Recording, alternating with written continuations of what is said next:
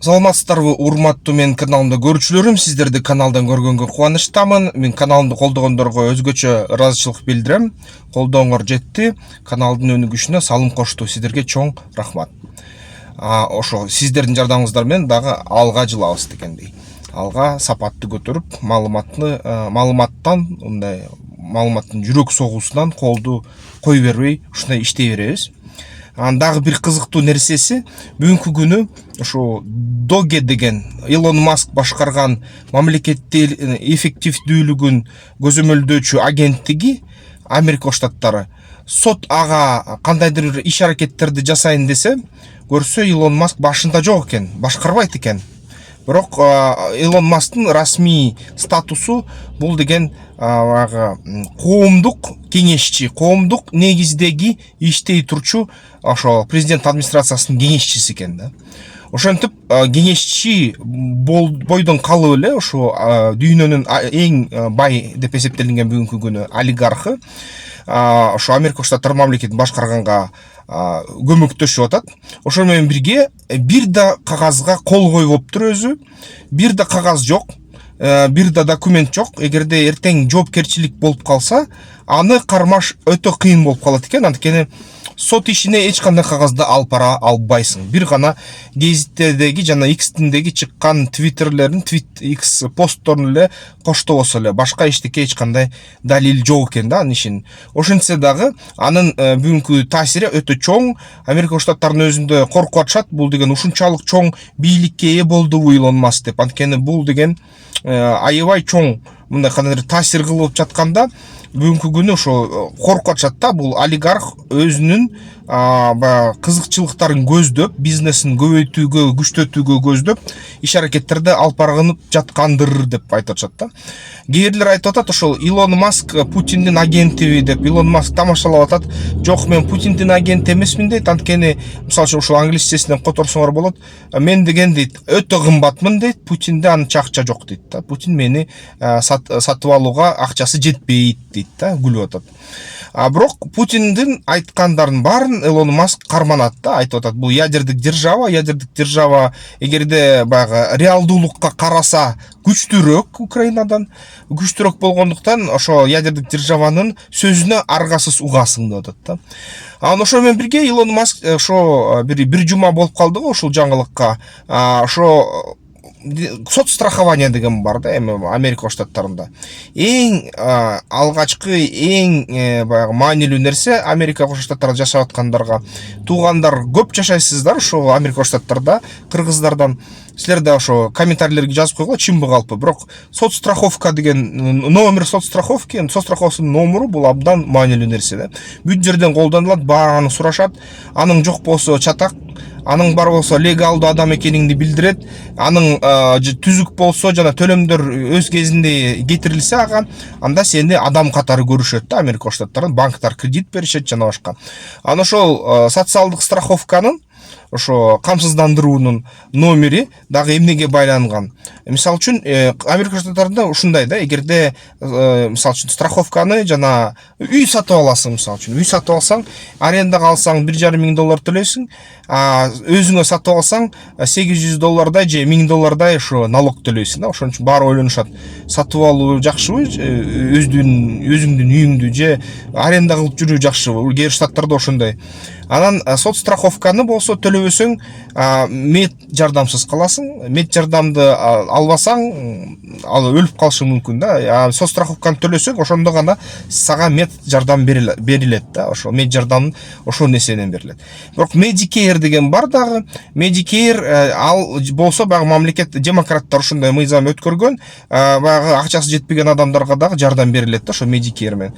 Бирок пенсиялык дагы өзүнчө счеттор бар. Анан Илон Маск ушу бир нече жыл өлбөй пенсия алган кишилердин санын тапты да. Анын саны 23 миллиондон ашып кетти. Америка Штаттарында 360 миллионго чейин баратат калкы. Ошондой санга жакында жетет Америка Штаттарында. Анын ичинде элестеткиле, ушу 369 жыл жашаган адамдан бирөө экен, 360 жыл жашаган адамдардан бирөө экен. Тамашалап атышат. Джордж Вашингтон эмгиче тирүү окшойт, эмгичекти пенсияны алат окшойт. биздин баягы Америка Штаттарынын негиздөөчүлөрү баары вампир окшойт, чын эле өлбөгөн. Анткени ушу кантип ушу 23 миллион киши ушу 200 жылдан ашып жашаптыр. 200 жылдан ашык пенсия алып атыптыр да. Кантип алып атышат? Кимдин чөнтөгүнө ал пенсия кетип атат. Ал акча реалдуу түрдө жок болуп кетип атат да. Кайсы дарекке барып атат? Ушул суроолор азыр бекем турат да. Бул аябай чоң скам деп коет, баягы шылуунчулук болуп кетти да ошо социалдык пенсиялык системада ошо Америка Штаттарында. Илон Маск ушуну жазып, анан айтып атат, бизде чын эле Америка Кошмо Штаттарында вампирлер чындык экен, ушул 200 жылдан ашык жашайт экен деп сүйлөнүп атат да, жазып тамашалап атат. Бирок ошол менен бирге анын аркасында сот иштер кетсе, бул деген аябай мындай негиздүү, аябай мындай кандайдыр десем оор иш болот да. Анткени ушул шылуундар ким жооптуу? Эң биринчиден жооптуу адамдар бул баягы өзү ушул системада отурган да, мамлекеттик системада отурган адамдар. Экинчиси ошо акчасын алган кишилер да.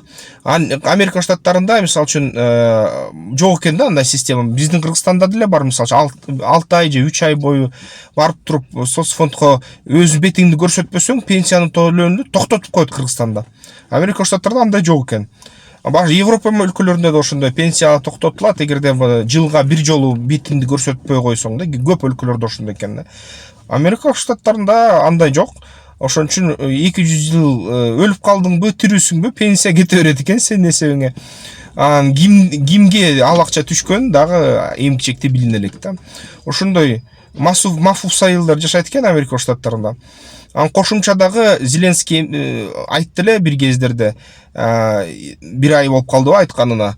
Ушу дейт, Америка Штаттарынан биз 200 миллиард доллар алдык дейт. Кагаз түрүндө, бирок иш жүзүндө банк эсептерге 73 миллиард доллар түштү дейт. Калган акча кайда экен билбейбиз. Эгерде Украинада коррупция бар десеңер, ошол калган акчаны таап бергиле, ошол жерден коррупцияны табасыңар деп койгон да.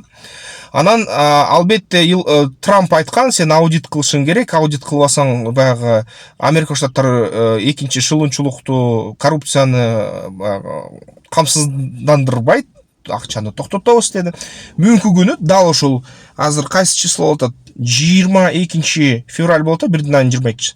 Ошондо токтоду бүгүнкү күнү жардам. Чын эле айтып атышат, Америка Штаттарынан келе турган куралдардын поставкалары токтотулат деген кагаз келди деп атышат украиндиктер. Аябай паника болуп атат да, чатак.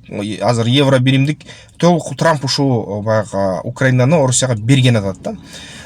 Украина азыр Европага кайрылып атат. Башка анын үмүтү жок. Европанын лидерлери аябай сонун сөздөрдү сүйлөп атат. Биз эркин Европа, биз дүйнөнүн лидерлигин өзүбүз колубузга алабыз. Америка өзүнүн дүйнөлүк лидерлигин жоготуп атат. Андай эмесе биз Америка мындан кийин баягы ишенимдүү өнөктөш боло албай калды деп сөздөрдү айтып, анан Европа бүт тагдырды өз колуна алат деп Стармер да сүйлөдү, тиги НАТОнун башчысы да сүйлөдү, ошо Германиянын да өкүлчүлүктөрү да андай сөздөрдү айтышты. Украинаны колдойбуз, Украинаны таштабайбыз, Украинага аскерлерди киргизебиз. Америка Штаттары ушундай өзүңөр бир кездерде экинчи дүйнөлүк согушта келип алып аскерлерди калтырып Европада, анан биз силердин коопсуздугуңарды камсыздайбыз дедиңиздер эле, азыр болсо кайра артка кайтып качып атасыңар да. Азыр болсо Трамп келери менен Америка экинчилерди баягы акчасын коротпойт силерге деп кайра коркутуп атасыңар дейт. Анда дейт, башынан эле айтсаңар болмок экен, мунун баары баягы биздин лидерлик, биз силерди басып алгандык, биз силерге согуш базаларды орноткондук. Бул деген убактылуу, канчанчы жылга чейин, ушунчончу жылга даярдангыла десеңер болмок экен деп Европа лидерлери айтып атат да. Бир четинен алардын айтканы туура, Америка Штаттары ошол кезде өзүнүн кыйын сезип, биздин баарын кыйратабыз, ушун баарын коопсуздугун өзүбүз камсыздайбыз деп Союз менен каршылаш болот деле да. Азыр болсо Трамптын айткандары бир кызыктай болуп атат да, баягы жок, андай эмес, биз силердин коопсуздугуңарды экинчи камсыздабайбыз, өзүңөр төлөгүлө деп Трамптын айтканы мурунку Америка Штаттарынын айтканын баягы дал келбей калып атат.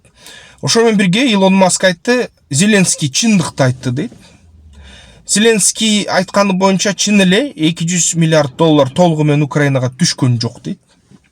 ошо анын түзүмдөр доге ушул тапкан маалымат боюнча 200 миллиард доллардын кескин бөлүгү америкалык саясатчылардын фонддоруна кетти дейт.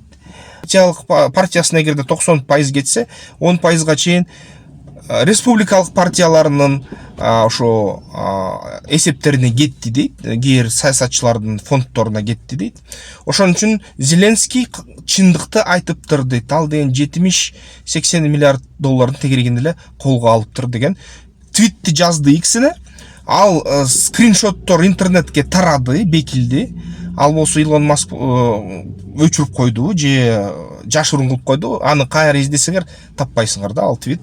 Бирок дүйнөлүк массалык маалымат каражаттарынын баары ал твитти скриншот кылып жазышты да. Илон Маск ушундай кылды, ушундай деди деп.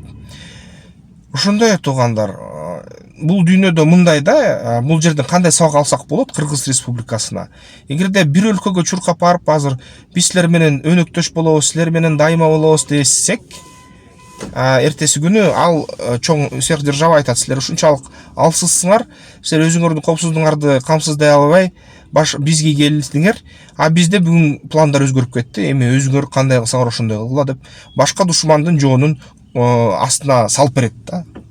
Кандай гана бир тарапты тандабасаң ошондой болот.